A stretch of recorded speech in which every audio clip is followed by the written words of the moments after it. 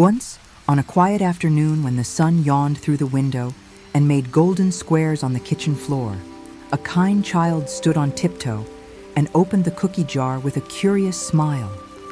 Inside were round, sweet cookies, soft in the middle and a little crisp at the edges, smelling like vanilla, warm sugar, and something that made your heart feel happy and at peace. The child smiled at the cookies, then heard a tiny, polite sound, a voice as small as a raindrop, tapping softly on the window, whispering hello in the still air. "Hello," said the voice. "I am very little, and I am very hungry. Would you perhaps share a cookie with me? Just one, please, if you don't mind." The child looked down and saw a mouse, tidy whiskers, bright eyes, tiny paws folded neatly, as if he'd practiced good manners all morning long and was now very proud of them. The mouse didn't look like he wanted to nibble the whole world. He only wanted to share a small circle of sweetness and feel welcome for a little while. So the child offered a cookie, big as a plate to someone so small.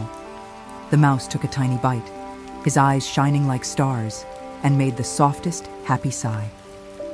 When you share a cookie with a mouse, he might remember that cookies are crumbly and sweetness often makes small throats feel just a little thirsty.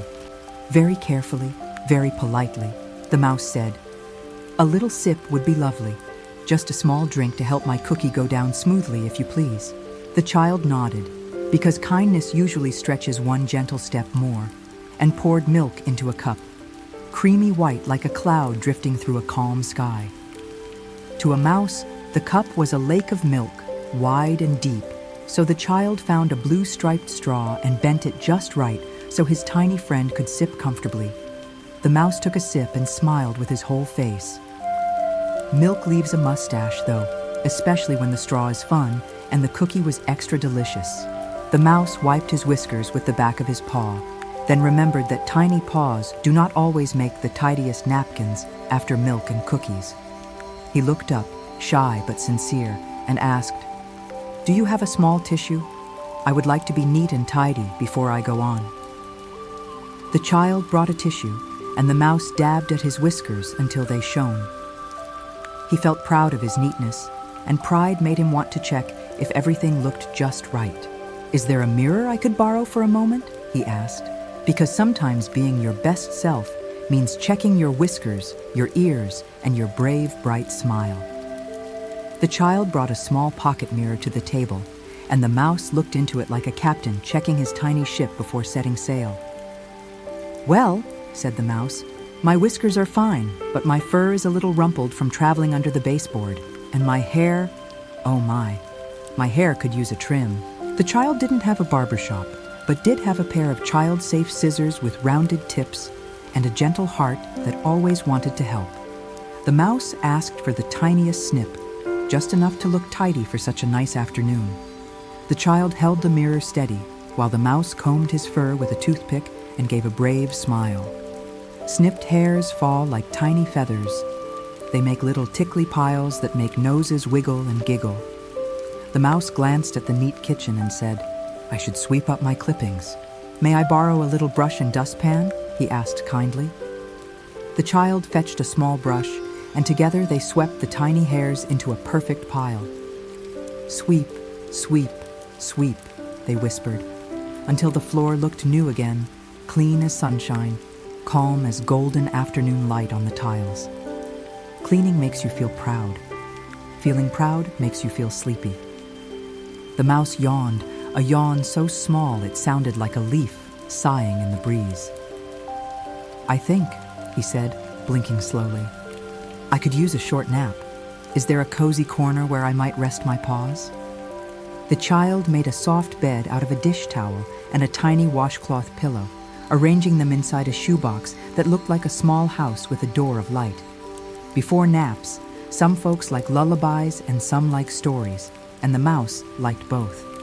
He asked for a soft tune, maybe about the moon and a mouseboat sailing across a puddle. The child hummed a melody that sounded like warm milk and set the mirror aside so the world could grow quiet and gentle once again. The mouse curled up and closed his eyes, and for a moment, the kitchen was as still as a held breath, peaceful and kind. but even dreams like to wander, and while he slept, the mouse dreamed in color, red as a berry, blue as a sky, green as a spring leaf waving hello. He woke with a little hop and said, "I would love to draw a thank you picture for you." The child smiled and brought crayons and a large white sheet of paper.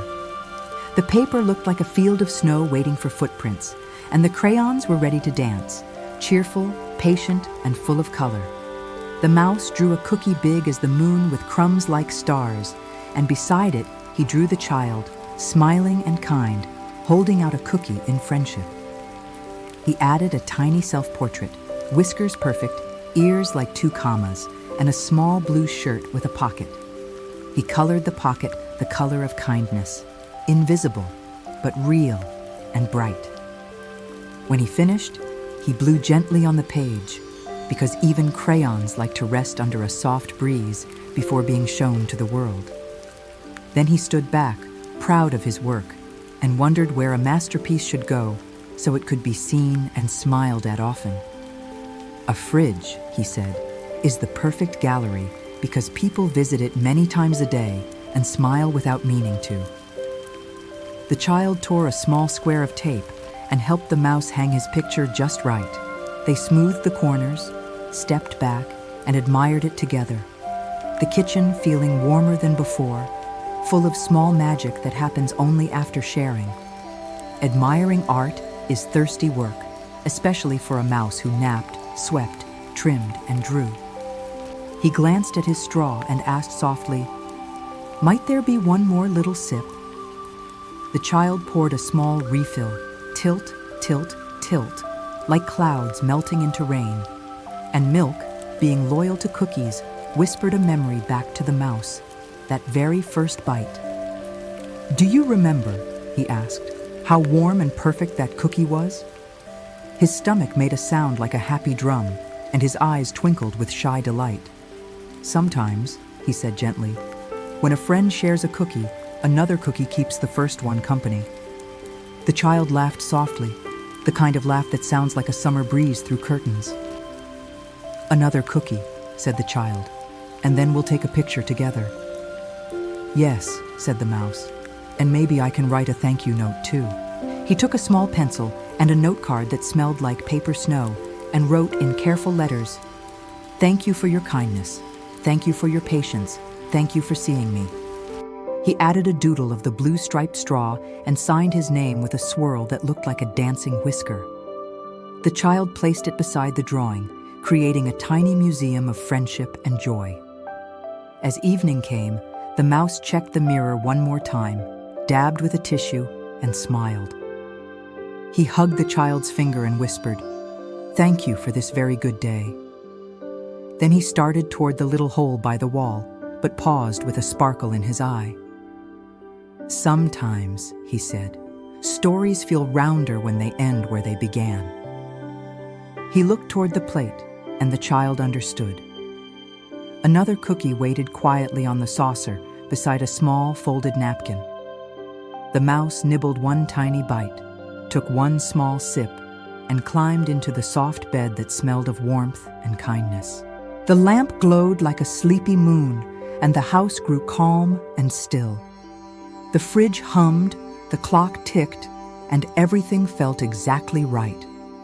Outside, the stars shone gently through the window, and inside, the little mouse dreamed of cookies, crayons, songs, and the softest word of all, home. Good night, child with the generous hands. Good night, mouse with the tidy whiskers. Good night, cookie jar and milk glass glowing in the moonlight. Sleep well, and remember, kindness is circular, like a cookie, like a hug, like the moon above your bed.